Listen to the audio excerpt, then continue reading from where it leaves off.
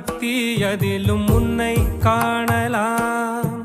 பசி என்று தன் முன் வந்து கையேந்தி கேட்கும் போது தன் உணவை தந்தால் கூட உன்னை காணலாம்.